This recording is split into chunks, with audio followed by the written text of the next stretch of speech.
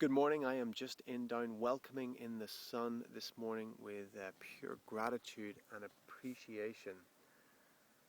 It may not look as magnificent to you as it does to me right now.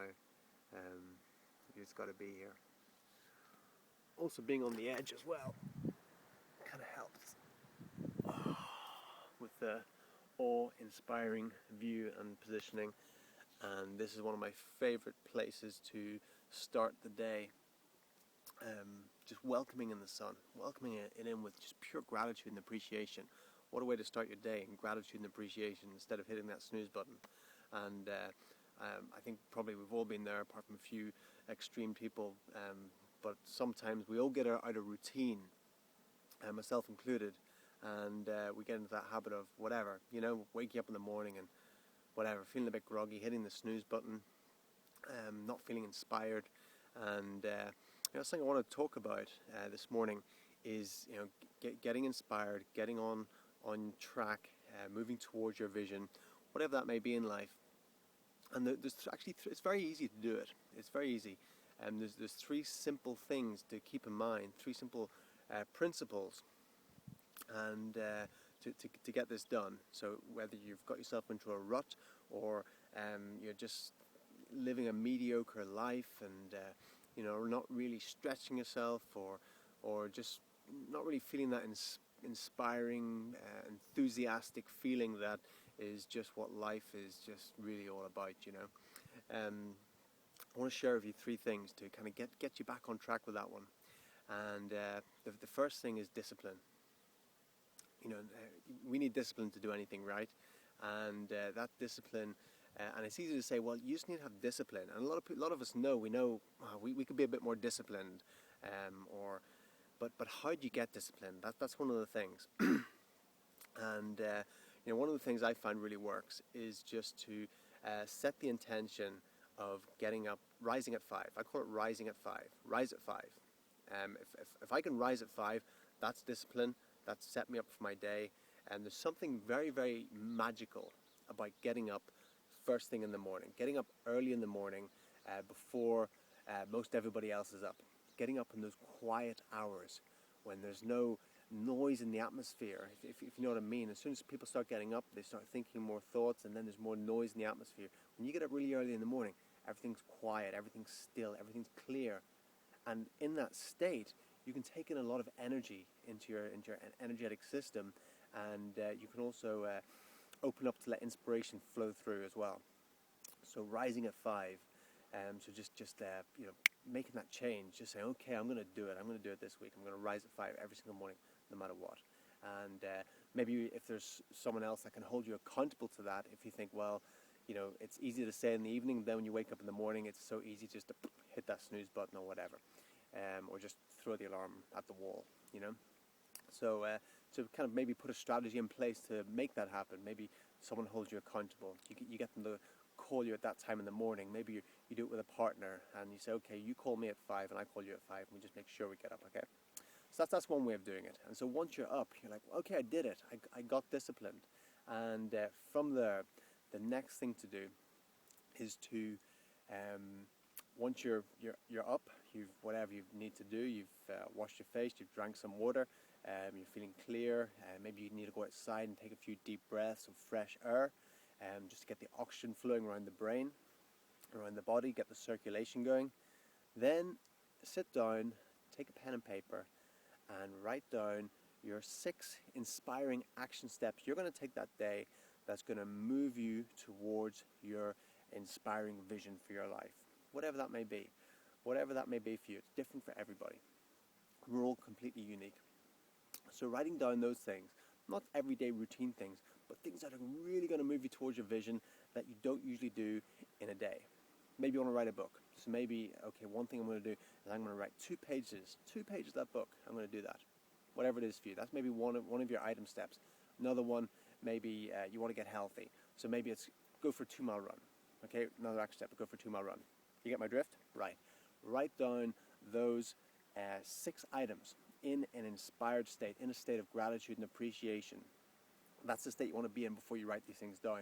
Before you actually open up and ask, okay, what can I do today? Ask, ask, you're opening up there, but you're really asking your heart, what it is going to be the best things I can do today to move me towards that vision. The answers will come, you write them down, 6 points. Then you've had the discipline getting up at 5, so then you're going to have that discipline's already set for the day. So then those 6 inspiring steps are going to be much easier to take, rather than waking up late and then being on the run all day, behind time, trying to get those things done, and then you get caught up in life and it doesn't happen, right? So that's why rising at 5 is important, getting a head start, getting on the edge, getting right on the edge. that's important. Getting the edge. So then, once you've done that, you've got your discipline in place. The second point, which I've kind of skipped, but it's writing those 6 things down. That's your focus. So your second thing is focus, and you get your focus by writing down those 6 inspiring steps, and then sticking to them, and then ticking them off as you go out throughout the day. If you don't get them all done, don't worry about it. Don't beat yourself up. Just whatever you didn't get done, that goes top of your list the next day, and then you carry on going like that. After a while, you start to get good at it, right? The third thing that's going to give you that real edge in life, that potential, that possibility to master your life, because that's my aim. That's my aim while I'm here. My aim is to master my life, to master all areas of my life. In my mid-30s now, I've pretty much mastered my health, my body, and there's other areas now that I'm really looking to master. And so that's what I'm focusing on. So the third thing is learning. We need to learn. A lot of people think, well, this is the way we're brought up. We finish school and we think that's it, that's the end of learning, and then we just kind of go out throughout life and drift and whatever else, and there's no real growth there. So learning and growth, that's what's key, so make life learning. But one of the things I find, the best way to learn is to actually spend time with people who have mastered the areas of life that you want to master. So whatever it is, you want to master health, go and spend time with people that are masters of it, people who are really healthy. You want to master a certain sport, spend time with those sort of people.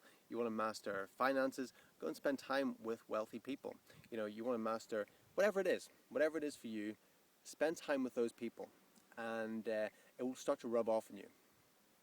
The thing is well, depending on where you live in the world and depending who you are, sometimes it's not easy to spend time with these various masters, right?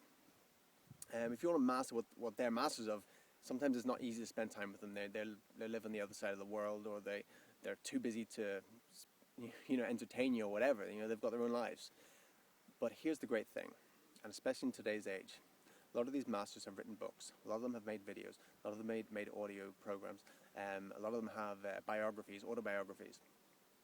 Something I've been doing lately is reading biographies and autobiographies of people who I want to maybe emulate certain traits of, or master certain things. Recently read the biography of Gurdjieff, a not too well-known psychologist from early in the 20th century, who was just an amazing, brilliant guy and healer and everything. So I studied him. Recently I've been reading Rudolf Steiner biography, and by reading that, you're taking in what their lives, what they did, and then you're actually seeing the traits that are in you that they have in them, and then you're actually seeing that you have the same potential that they have.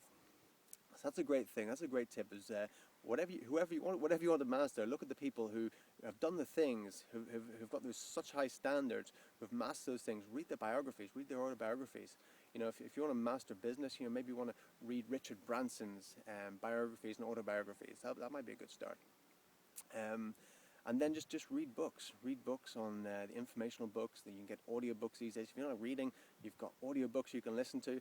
There's all those things. So spending time with people is the best way of learning. And if you can't spend time with them personally, then read their books, listen to their audios, read their autobiographies, their biographies, all that. Watch their interviews. Millions of interviews online now. You can watch. You can go into membership programs. You can do things like that. It's a level playing field now. We can all have the high life standards that in the past was only there for the elite. We can all have it now. It's all possible. There's no excuses. Okay, hope you got something from that. Take care. My name is Matthew Armstrong. See you next time.